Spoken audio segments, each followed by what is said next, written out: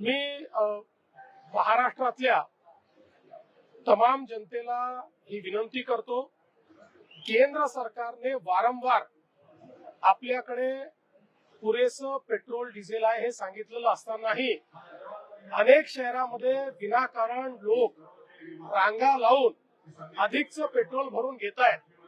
अशा प्रवृत्तीमुळे टंचाई निर्माण होते, कारण डिमांड आणि सप्लाय याच्यावर ज्यावेळेस स्ट्रेस येतो त्यावेळी अनेक अडचणी तयार होतात.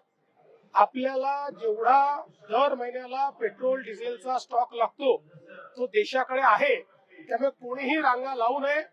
आणि अशा पद्धतीनं जर पेट्रोल पंपावरही कोणी काळा बाजार करणार असेल तर त्यांच्यावर कडक कारवाई केली जाईल. यासोबत काल एक अजून गोष्ट केंद्र सरकारने सांगितलेली आहे की आपल्याकडे खताचा भरपूर साठा आहे. काही लोक त्याचीही काळाबाजारी करण्याचा प्रयत्न करतायत.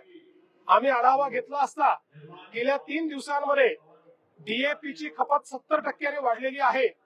नेहमीपेक्षा आम्ही मागच्या वर्षीची या दिवसांमध्येच जेव्हा त्याची तुलना केली तर असं लक्षात येत आहे की कुठेतरी या संदर्भात पॅनिक बाईंग होत आहे. त्यामुळे तोही साठा दरवर्षी आपल्याला लागतो तेवढा आपल्याकडे मिळणार आहे. कोणी पॅनिक बाईंग करू नये. आणि जे पुरवठादार आहेत त्यांनी देखील जर या ठिकाणी त्याचं होर्डिंग करून आणि शेतकऱ्यांना त्रास देण्याचा प्रयत्न केला, कडक कारवाई करून या ठिकाणी फौजदारी कारवाई त्यांच्यावर करण्यात येईल, हा इशारा आम्ही देतोय.